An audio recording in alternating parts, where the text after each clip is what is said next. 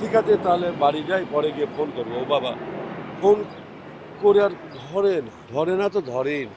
তারপরে আমার ছোট ভাই, যে ওর বন্ধু, ছোট ভাই আর কি, ইফতারির পরে হাঁটছি, আমাকে ফোন করলো। ফোন করে বলছে যে, রহমত ভাই, তুমি কি একটা খবর জানো? আমার নাম, না রে, কী খবর? বলছে সুমন আর নেই, সুমন মারা গেছে। মানে তখন কি বলবো, আমি মনে হলো ভূমিটা ফাঁক হয়ে যাবে, ঢুকে দেয়।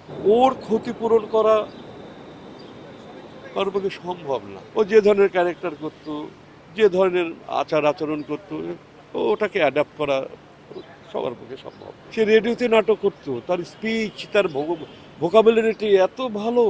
রাজশাহীর ছেলে, এই যে একটা টান থাকে, কোনো টান নাই তার, সে চর্চা করতো। আসলে সে সাধনা করতো, চর্চা করতো। সুমন অদ্ভুত সুন্দর একটা ছেলে, এবং তার আচার ব্যবহার কোনোদিন কাউকে পীড়া দিয়েছে বলে আমার মনে হয় না। আমার সাথেও খুব খুনসুটি করতো, ভীষণ খুনসুটি করতো, এবং যে কোনো প্রবলেমে একটা সময় সে আমার বাসায় আমার আর জলির সাথে সলা পরামর্শ করতো।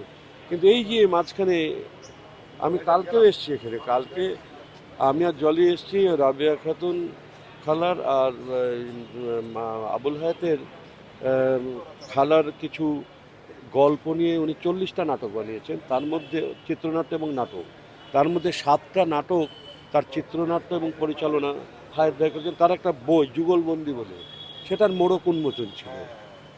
আমি যখন ঢুকি প্রতিবারই, আমি যখন চ্যানেলে আছে, ফার্স্ট খোঁজটা নিয়ে আমি সুমন করি। কালকে খোঁজ করছি বলে সুমন তো 2 দিন ধরে আসছে না, আজকেও আসেনি, তবে আজকে আসতে পারে। ভালো। মেকআপ রুমে গেলাম, মেকআপ রুমে গিয়ে মেকআপ নিয়ে আবার বললাম, কি এসছে সুমন?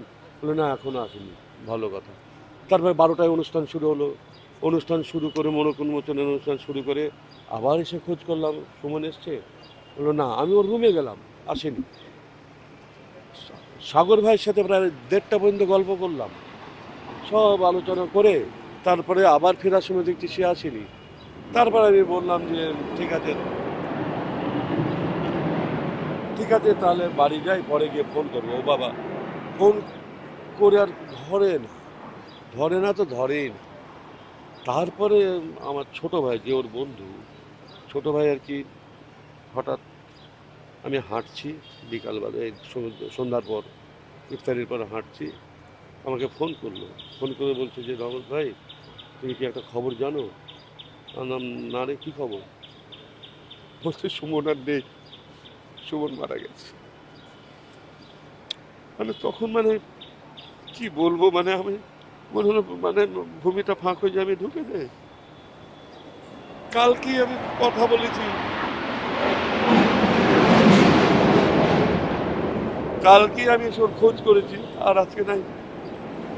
কালকেই, কালকে নাই। ওর ক্ষতিপূরণ করা কারোর পক্ষে সম্ভব না। ও যে ধরনের ক্যারেক্টার করতো, যে ধরনের আচার আচরণ করতো, ওটাকে অ্যাডাপ্ট করা সবার পক্ষে সম্ভব না। খুব আমাদের ইন্ডাস্ট্রির মানে মানে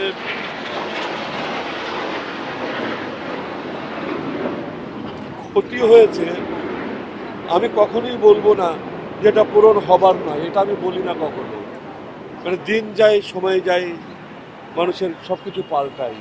হ্যাঁ, তা আমি মনে করি যে তার পূরণ হয়তো হবে, কিন্তু এই মুহূর্তে আমরা খুব ক্ষতিগ্রস্ত হলাম। আমাদের ইন্ডাস্ট্রিটা, আর এই যে ভূমি রেডিওটা, সে তো তারই তৈরি। সে রেডিওতে নাটক করতো, তার স্পিচ, তার ভোকাবুলারিটি এত ভালো। রাজশাহীর ছেলে, এই যে একটা টান থাকে, কোনো টান নাই তার, সে চর্চা করতো। আসলে সে সাধনা করতো, চর্চা করতো।